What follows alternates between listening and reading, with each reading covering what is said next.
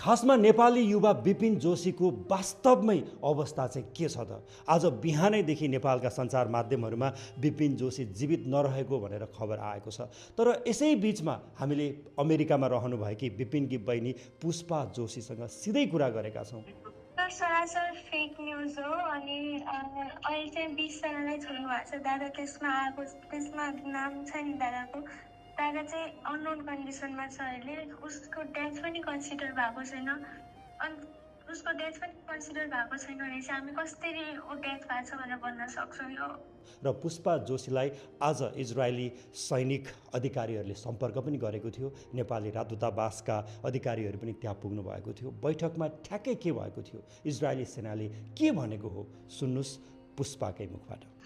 आइटिएफले विपिन जोशीको situation unknown छ, अहिलेसम्म उसको डेथ पनि कन्सिडर भएको छैन भनेर भनेको हो। इजरायली सेनाले विपिन जीवित रहेको पनि प्रमाण भेटेको छैन र निधन भइसकेको प्रमाण पनि भेटेको छैन। यसको मतलब विपिनको अवस्था अहिले पनि अज्ञात छ। विपिन मात्रै होइन, अर्का एकजना 20 वर्षीय युवकको अवस्था पनि अज्ञात छ। 20 जना बन्धकहरू जो जीवित हुनुहुन्थ्यो उहाँहरू इजरायल फर्किसकेको अवस्था छ आज बिहानदेखि, र 26 जना जो मृतक हुनुहुन्छ उहाँहरूको पार्थिव शरीर पनि इजरायल फर्काउने काम भइरहेको छ। जम्मा 48 जना बन्धकहरूमध्ये 2 जनाको अवस्था अहिले पनि अज्ञात छ। त्यो एकजना हो नेपाली युवा विपिन जोशी। र यो खबरलाई नेपालको परराष्ट्र मन्त्रालयले पनि एउटा विज्ञप्ति निकालेर विपिनको अवस्था अज्ञात छ भनेको छ। यस्तो अवस्थामा विपिनको ज्यान गइसक्यो भनेर जुन सामाजिक सञ्जालमा हल्ला गरिएको छ, यसले विपिनको परिवारलाई पर्नुसम्मको चोट परेको छ। हाम्रो परिवारमा पनि धेरै असर परिरहेछ यो फेक न्युजको लागि। मैले चाहिँ यो फेक न्युजलाई टोटली इग्नोर गरेर छु। म चाहिँ हेरिरहेको छु किनभने म विश्वस्त छु मेरो दादा फिर्ता हुन्छ भनेर। खासमा 2 वर्ष अगाडि अक्टोबर 7, 2023मा विपिन हमासको कब्जामा पुगिसकेपछि नेपाल सरकारले विभिन्न तर्फबाट विपिनको रिहाईको लागि पहल गर्यो।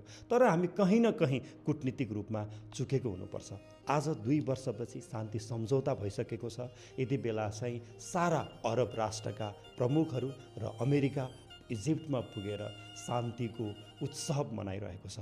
तर त्यो शान्तिको उत्सवको छिटाले नेपाललाई छुन सकेको छैन, किनकि अहिले पनि हाम्रो युवा कहाँ छ हामीलाई थाहा छैन। अब यति बेलै हो नेपाल सरकारले, जेनजीको सरकारले, सुशीला कार्कीले कुटनीतिक पहल गर्ने र विपिनको अवस्था पत्ता लगाउने। यतिखेर पनि पत्ता लगाउन सकिएन भने निकै ढिला हुन सक्छ।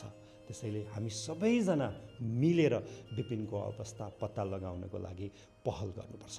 Namaste, I'm Paras Khadka, former cricket captain and currently secretary at Cricket Association of Nepal. I am very grateful and glad that now I am part of this Tech Skills, and hopefully together we can help you build your career.